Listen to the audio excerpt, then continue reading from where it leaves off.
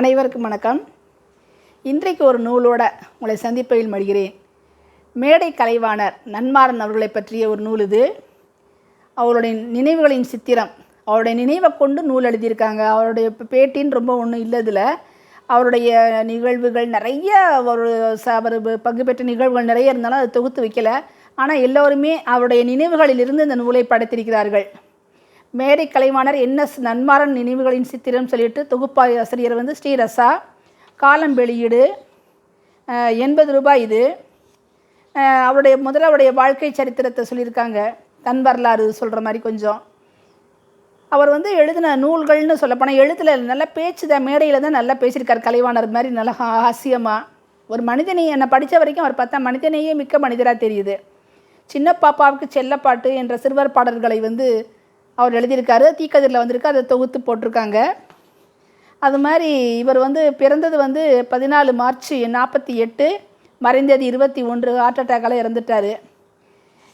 இவரை பற்றி எழுதின எழுத்தாளர்கள் யாருன்னா மயிலை பாலு, ஸ்ரீ ரசா, க சுவாமிநாதன், சூப்பு அகத்தியலிங்கம், ஆர்எஸ் மணி, பா அசோக், இரா நாரம்புநாதன், மதுக்கூர் ராமலிங்கம், குமரேசன்.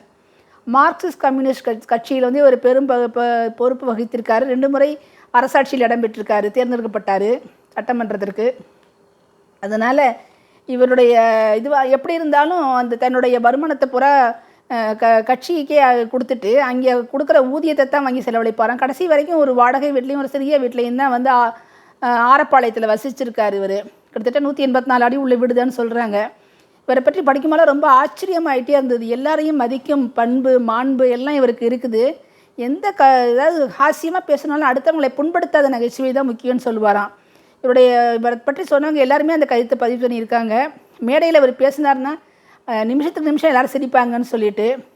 மயிலே பாலு அவருடைய ஹாஸ்யத்தை சொல்லும் பொழுது, எங்கே இருந்தாலுமே இவங்க சைக்கிளில் போகிறது, எளிமையான போகிறது, போக்குவரத்துக்கு மட்டும்தான் வாங்கிப்பாங்களாம். அது பைசா கூட வாங்க மாட்டாங்களாம். எதுவுமே கொடுத்தாலும் இல்லை, இப்போ போக்குவரத்துக்கு மட்டும்தான் அவங்க அந்த இதுக்கு வாங்கிக்குவாங்களாம். அவருடைய அப்பா பேர் நடராஜன், அம்மா பேர் குஞ்சரத்தம்மாள். பொன்னகரம்ன்ற ஊரில் பிறந்தாங்களாம். காளியம்மாள், பாண்டியம்மாள்ன்ற சகோதரிகள். 10 பேர் பிறந்ததில் 3 பேர் தான் மிச்சமாக. இவங்க அப்பா ஒரு இதில் மில் தொழிலாளர், ஹார்வி இதில் மில் தொழிலாளர் ஒர்க் பண்ணதால் அங்கேயே இவரும் ஸ்கூலில் படிச்சிருக்காரு. அதன் பிறகு இவர் இந்த பிஎட்லாம் படிச்சிருக்காரு பக்கத்தில் வெள்ளைச்சாமியோட கல்லூரியில். இங்கே படிக்கும் பொழுது கையெழுத்து பத்திரிகைலாம் நடத்தியிருக்காங்க. முன்னேற்றம்னு ஒரு பத்திரிகை. இவர் தன் வரலாறு தானே சொல்கிற மாதிரி கொஞ்சம் போல் மட்டும் எடுத்திருக்காங்க. பேச்சு போட்டெலாம் கலந்து நல்லா பரிசெல்லாம் வாங்கியிருக்காங்க. எல்லாத்துலேயுமே பேசும் பொழுது இவருடைய இது தமிழ், தூய தமிழ் பேச்சு எல்லாத்தையும் எல்லோரும் ரசிச்சிருக்காங்க. ஒரு மனைவி நல்ல டைப்பாக இருக்காங்க. இவங்களுக்கு 2 குழந்தைங்க. இவங்க வீட்டிலே இவர் சின்ன வயசாக இருக்கும்போது ஸ்டாலின் நினைவு படிப்பகம்னு ஒன்று ஆரம்பித்தாராம். அதுக்கப்புறம் இவர் நிறைய அந்த ரயில்வே ஊழியர் சங்கத்துல எல்லாம் இவர் மெம்பராக தட்டச்சு பயிற்சியெல்லாம் எடுத்திருக்காரு. அதனால் நிறைய தந்தை காலத்திலிருந்தே தோழர்களோட பழக்கம் இருக்குது. கம்யூனிஸ்ட் கட்சி இதை மார்க்சிஸ்ட் கம்யூனிஸ்ட் கட்சியாக இருந்தது. அதில் அவர் மாறினது எல்லாமே இதில் கொடுத்துருக்காங்க. இந்த எமர்ஜென்சி டயத்துலலாம் இவங்க மீட்டிங் எல்லாம் ரகசியமாக நடத்துறது, சினிமாவுக்கு போயிட்டு வந்தது, அந்த மாதிரி சினிமானா கொஞ்சம் அவருக்கு பிடிக்குது. அதை பற்றி அதுவும் நல்ல ஆக்கப்பூர்வமான கருத்து சொல்கிறாரு. அதை பற்றியும் ஹாஸ்யமாக சொல்கிறாரு. அது மாதிரி வாக்களிக்க வயது 21 இருந்ததை 18 மாற்றினது இவர் தானா. சின்ன பாப்பாவுக்கு செல்லப்பாட்டுன்றதை அதுவும் இல்லாமல் நெஞ்சில் நீ, புதியதோர் உலகம், இதில் என்ன தவறுன்ற நூல் எல்லாமே எழுதியிருக்காங்க இவர்.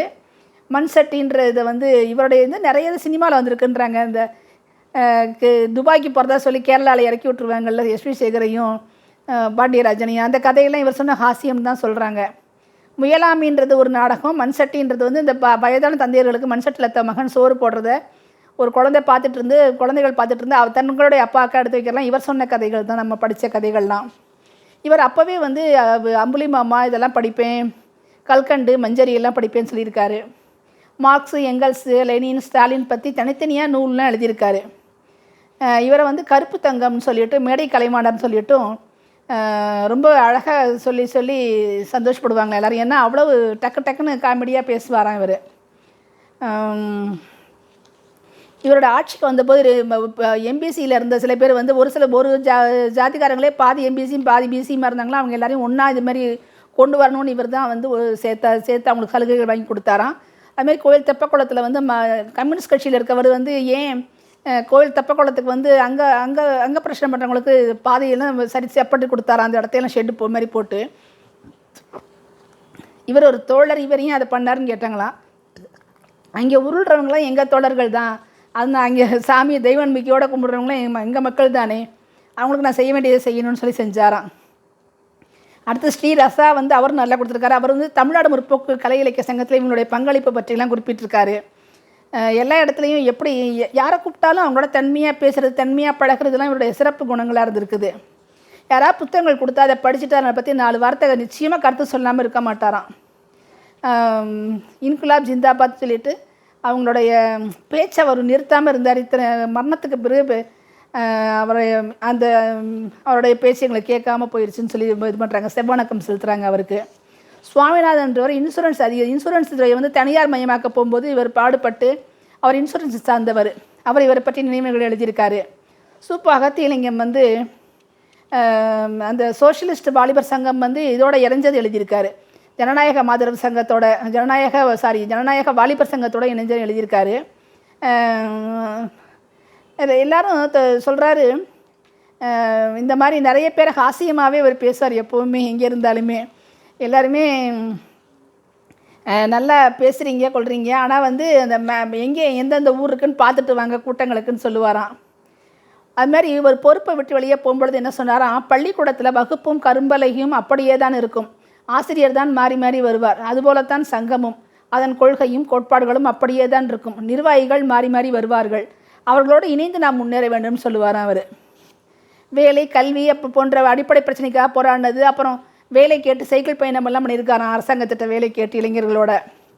மார்க்சிய சித்தாந்தத்தில் ஊர்னவர்னு சொல்லிட்டு இவருடைய நினைவலைகள் அந்த இன்சூரன்ஸ் துறையை வந்து தனியார் மயமாக்க இவர் பாடுபட்டது ஒருத்தர் அந்த சுவாமிநாதன் குறிப்பிட்டிருக்காரு.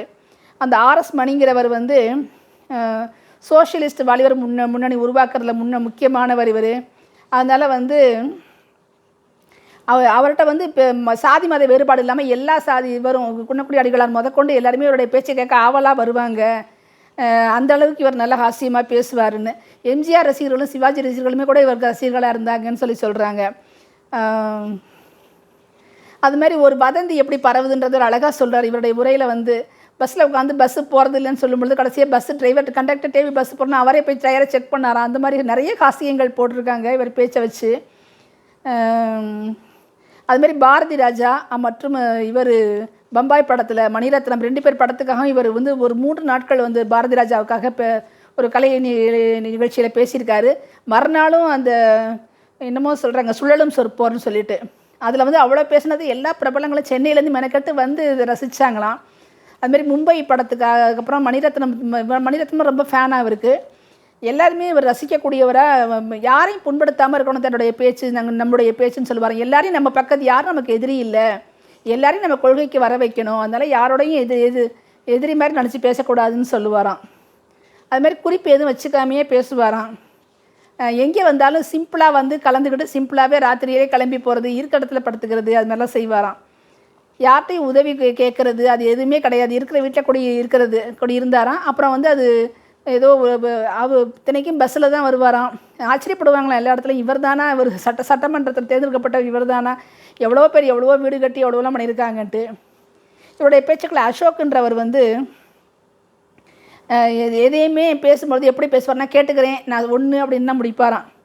அதாவது அமெரிக்க அதிபருக்கு இது பண்ணுறது, அது மாதிரி அமெரிக்கா பற்றி பேசணும் போது ஒரு தலைவர் வரலையா, அப்போ இவர் பேசும்பொழுது இவர் நல்லா விபி சிதன் போல இவர் நல்லாவே பேசினாராம். அமெரிக்கா நாடு உருவானது, அது எப்படி மற்ற இதுக்கு அச்சுறுத்தலாக அமைஞ்சது, அதெல்லாம் இப்படி இவர் பேசும்போது எப்போவுமே வந்து வைகையை பற்றியெல்லாம் காமெடியாக சொல்லியிருக்காரு. பூவாலாம் மூடிட்டு போச்சான், இப்போ எங்கே மண்ணாக தான் இருக்குது, இப்போ தண்ணியே தெரியலையேன்ற மாதிரி சொன்னார். அது மாதிரி சிலப்பதிகாரத்தை சொல்லப்பட்டதான் அந்த பூவாலாம் மூடிட்டு போச்சுன்னு சொல்லிட்டு இப்போ வைகை.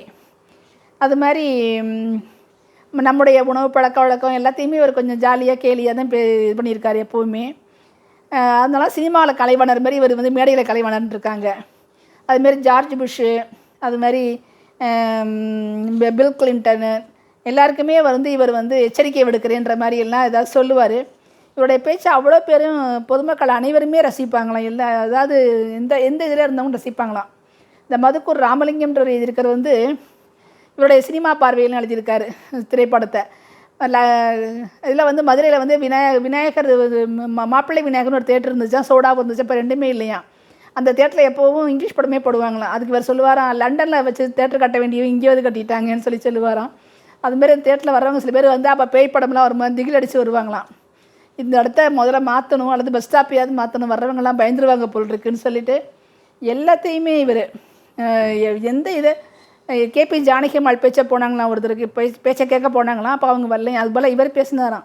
அப்போ இவர் பேசுகிறத கேட்டு அவங்களுக்கெல்லாம் என்ன ஆச்சா, அவ்வளோ ஒரு நல்லா இருந்துச்சு, அவ்வளோ ஒரு நல்லா பேசினாராம் அவர். அந்த மாதிரி நன்மா அரண் வாழ்க்கையால் வழிகாட்டிய தோழர், தன்னுடைய வாழ்க்கையால் வழிகாட்டியதோடு குமரேசன்றவர் சொல்லியிருக்காரு. குமரேசன் அசாக்குன்னு நினைக்கிறேன் அவர். மற்றவங்களை நம்ம எப்படி எடுத்துக்கணும் அப்படின்றத வந்து அவர் அழகாக சொல்லி கொடுத்துருக்கிறாரு. அதாவது நம்ம வந்து எல்லாரையும் கவரக்கூடிய பேச்சு அவர்கிட்ட இருந்தது. அவர்கிட்ட வந்து இவர் சொன்ன ஒரு 3 விஷயங்கள் வந்து நல்லா இருந்தது எனக்கு. எதையுமே ஒரு ரசிக பார்வையோட பொது இயக்கத்தில் ஈடுபட முன்வந்த நாங்கள் ரசிக மனநிலையை புரிந்து கொண்டோம். அந்த மாதிரி எல்லாருடைய இதையும் புரிஞ்சுக்கிறது. 2வது, நடிகர்களின் ரசிகர்கள் சங்கப்பணிகளுக்கு ஆதரவளிக்க முன்வந்தார்கள். 3, சாதி உணர்வு பற்றிய உறுத்தல் உணர்வு சமூகத்துக்கு கடத்தப்பட்டது. அதாவது இவர் சாதி சங்கத்தோடலாம் சேராதிங்க, ஆனால் ரசிகர் சங்கத்தோடு சேர்ந்து அந்த மக்களையெல்லாம் நம்ம இதுக்கு கொண்டு வாங்கன்னு சொல்லுவாங்க, இயக்கத்துக்கு, மார்க்சிஸ்ட் கம்யூனிஸ்ட் இயக்கத்துக்கு அந்த இளைஞர்களை கொண்டு வாங்கன்ட்டு. அப்போ எப்படி அவங்கள நடத்தணுன்றதை நாங்கள் புரிஞ்சுக்கிட்டோம். சாதியை சேர்க்கக்கூடாது, சாதியை எப்படி வந்து சாதி பற்றிய குற்ற உணர்வை எப்படி மக்களுக்கு கடத்தணுன்றதை.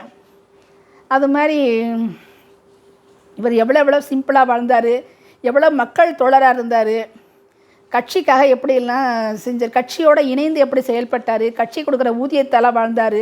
நிறைய ஒரு வாழ்க்கையின் முன்மாதிரியாக எடுத்துக்காட்டாக இவர் இருந்திருக்காரு. சில்க் ஸ்மிதா கூட சகோதரி சில்க் ஸ்மிதான்னு தான் சொல்லுவாராம் அவர். அந்த மாதிரி ஒரு பண்புடையவர். மற்றவர்கள் மனதை புண்படுத்தாமல் தன்னுடைய கருத்துக்களையும் ஹாசியத்தையும் முன்வைத்தவர். இதை வந்து எதையுமே வெளியிட முடியுமான்னு பாருங்கன்னு கேட்பாராம். பண்பாகவும் அமைதியாகவும் இருந்திருக்காரு. மேடை பேச்சாளர்கள் இப்போ இருக்கவங்கெல்லாம் இப்போ இவருடைய பேச்சை கேட்டாக்க இதுமாரி பேசுனாங்கன்னா மக்கள் மனசுக்கு வரலாம், எல்லாரோடையும் நண்பராக இருக்கலாம், தங்களுடைய கருத்தை வலிமையாக வைக்கக்கூடிய அதே சமயம் மற்றவர்களை புண்படுத்தக்கூடாதுன்னு நம்ம எச்சரிக்கையாக இருக்கணுங்கிறத இவருடைய வாழ்க்கை கற்பிக்கிறது. இவர் வந்து ஒரு பெரிய மாபெரும் எடுத்துக்காட்டாக வாழ்ந்திருக்காரு. நிச்சயமாக இவரை பற்றி விஷயங்கள் தெரிஞ்சால் படித்து பாருங்கள். ஒரு பெரிய லெஜெண்ட் தான் இவர். நன்றி.